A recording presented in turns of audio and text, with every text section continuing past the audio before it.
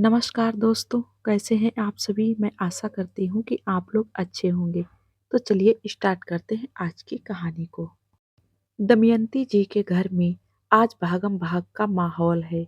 सुबह मुंह अंधेरे ही दोनों बेटे दोनों बहुओं को लेकर हॉस्पिटल जा चुके हैं। अरे अरे कुछ गलत मत समझ लीजिएगा। यह दोनों अपनी पत्नियों को किसी प्रॉब्लम की वजह से नहीं, अपितु उनकी डिलीवरी होने वाली है, इस वजह से हॉस्पिटल लेकर गए हैं। दमयंती जी के दो बेटे हैं, नीलेश और विमल। नीलेश बड़ा है, उसकी शादी 8 साल पहले हुई थी। विमल की शादी को अभी 1 साल हुआ है। नीलेश और विमल शीघ्रता से दोनों को लेकर हॉस्पिटल पहुंचे। कुछ ही देर में शीतल और माला को भर्ती करके डॉक्टर दोनों को लेबर रूम में ले गए। फिर विमल झट से घर जाकर थोड़ी देर में जरूरी सामान के साथ दमयंती जी को लेकर हॉस्पिटल पहुंच गया। दमयंती जी पहले शीतल, नीलेश की पत्नी के वार्ड में गईं। वहां जाकर देखा कि बच्चे का पालना खाली था। शीतल रो रही थी। नर्स चुप करा रही थी। दमयंती जी को धक्का लगा। नीलेश ने धीरे से बताया कि बच्चा मरा पैदा हुआ था। दमयंती जी ने रोती हुई शीतल को सीने से लगाकर ढांढस बंधाया। अपार दुख से उन्हें बहुत पीड़ा हो रही थी। डॉक्टर साहिबा ने आकर शीतल को नींद का इंजेक्शन लगाया। शीतल को नींद आ गई। डॉक्टर ने नीलेश और दमयंती जी से कुछ आवश्यक बात की और दूसरे मरीजों को देखने के लिए चली गईं। कुछ देर बाद दमयंती जी माला, विमल की पत्नी के वार्ड में गईं। सुंदर सलोनी बच्ची देखकर उन्हें चैन की सांस आई। माला से कुछ पल बात करके दमयंती जी बच्ची की देख रेख में लग गईं। नॉर्मल डिलीवरी के चलते तीसरे दिन माला को हॉस्पिटल से डिस्चार्ज कर दिया गया। शीतल को एक दिन अधिक रखा गया। मूलों में बच्ची हुई थी तो 27 दिन बाद नामकरण करना निश्चित हुआ। धीरे धीरे शीतल ठीक होने लगी। कुछ कुछ काम बच्ची का करने की कोशिश करती, पर माला मना कर देती। शीतल ऊपरी काम करती रहती। आज बच्ची का नामकरण है। घर में सुबह से चहल पहल है। शीतल रसोई में लगी है और साथ में काम वाली शांति भी है। दमयंती जी पूजा का सामान देख रही हैं। सामग्री, हवन कुंड, फल सभी रख दिए हैं। पंडित जी का इंतजार हो रहा है। अपने कमरे में माला भारी बनारसी साड़ी पहनकर बच्चे को तैयार कर रही है। दमयंती जी ने शांति से नीलेश को बुलवाया। बेटा, पंडित जी को फोन करो, कब तक आ रहे हैं वे? आंगन के दरवाजे से आते हुए पंडित जी बोले, नमस्कार दमयंती जी, मैं आ गया हूँ। चलिए पूजा प्रारंभ करें। दमयंती जी ने पंडित जी को प्रणाम करके आसन ग्रहण करवाया। शीतल को आवाज लगाते हुए दमयंती जी ने कहा, शीतल, माला और बच्ची को जल्दी ले आओ, पंडित जी आ गए हैं। नीलेश और विमल ने आकर पंडित जी को प्रणाम किया। शीतल माला को लेने उसके कमरे में पहुंची तो माला ने उससे कहा कि वह स्वयं आ जाएगी। शीतल अकेले ही आंगन में आ गई। इसके कुछ पलों के बाद ही माला बच्ची के साथ वहां आ गई। पंडित जी ने नामकरण संस्कार की पूजा शुरू कर दी। दमयंती जी ने नामकरण संस्कार में बस कुछ एक रिश्तेदारों को ही बुलाया था। बच्ची का नाम रखा गया दिया। पूजा समाप्त करवाते हुए पंडित जी ने कहा कि अब सभी लोग बच्ची को आशीर्वाद देने के लिए आ जाएं। बच्ची की दादी, नानी, नाना, मामा मामी ने बच्ची को आशीर्वाद दिए और उपहार दिए। अब बच्ची को आशीर्वाद देने के लिए नीलेश और शीतल आगे आए।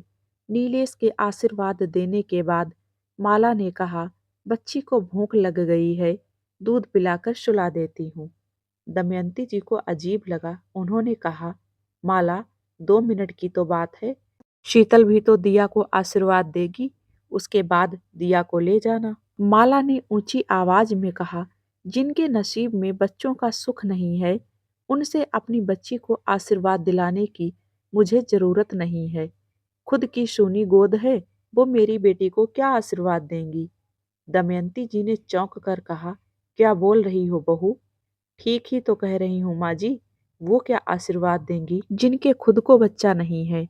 शीतल वहां से रोते हुए अपने कमरे में चली गई। दमयंती जी ने कहा, क्या अनाप शनाप बोल रही हो।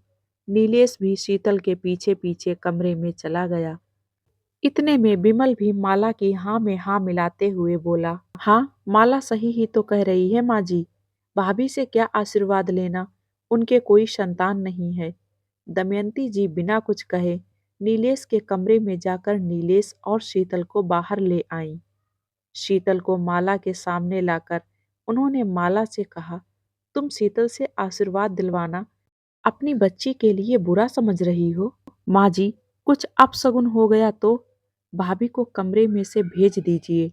इसीलिए मैं अपनी बच्ची को इनसे दूर रख रही थी, और अब जब मैंने खुलकर अपनी बात कह दी है तो इनको खुद ही मेरी बेटी से दूर रहना चाहिए। मैं नहीं चाहती कि कुछ गलत हो दिया के साथ में। माला ने कहते हुए दिया का मुंह अपने आंचल से ओट में कर लिया। दमयंती जी के सब्र का बांध अब टूट गया। कहने लगी, जिस शीतल से तुम्हें अपनी बच्ची के लिए अपशगुन का भय है, जो अपशगुनी है तुम्हारे हिसाब से, वही शीतल इस बच्ची की माँ है। बिमल और माला यह सुनकर अवाक रह गए। दमयंती जी को नीलेश और शीतल ने रोकते हुए कहा, मम्मी जी आप चुप हो जाइए। दमयंती जी नहीं रुकी, उन्होंने बताना जारी रखा। उस दिन मरा हुआ बच्चा शीतल का नहीं बल्कि माला का हुआ था। यह बच्ची शीतल की है। शीतल दिया की जन्मदात्री है। मेरे वहां पहुंचने से पहले डॉक्टर ने जब ये बताया कि माला का बच्चा मरा पैदा हुआ है और वह कभी माँ नहीं बन पाएगी, तब शीतल ने माला के बगल में अपनी बच्ची रख दी।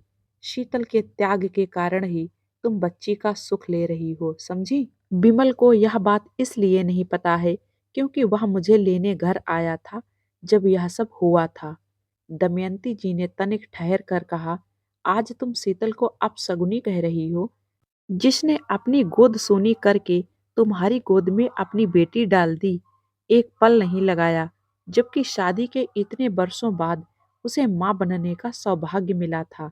लेकिन तुम्हारे फिर कभी माँ बन ना पाने का सुनकर उसने तुम्हें और बिमल को ना बताने का कहकर अपनी बेटी तुम्हारी गोद में रख दी। उसके त्याग का तुमने आज ये सिला दिया है माला बहू। बिमल और माला रोते हुए शीतल के पैरों में पड़ गए। कहने लगे, भाभी आपने हमें दुनिया और जहान की खुशी अपनी बेटी दे दी और हमने आपको इतना गलत समझा। शीतल ने माला को उठाकर कहा, आज के दिन रोते नहीं हैं। माला ने दिया को शीतल की गोद में देते हुए कहा, नहीं भाभी, आप ही दिया की असली माँ हो, मैं तो इस लायक ही नहीं हूँ। माला, ऐसा नहीं कहते, तुम दिया की माँ हो और रहोगी। इतना कहकर शीतल ने दिया को गोद की माला में दे दिया। दमयंती जी ने कहा, माला और शीतल बहू, तुम दोनों मिलकर दिया को पालो। कितनी भाग्यशाली है दिया, जिसे दो दो माओं का प्यार मिलेगा। सधी हुई आवाज में दमयंती जी बोली, माला बहू, बच्चा पैदा नहीं होने से या मरा पैदा हुआ होने से कोई अपशगुनी नहीं हो जाता है। इस सोच को बदलने की जरूरत है। ये बात तुम्हें जितनी जल्दी समझ में आ जाए अच्छा है।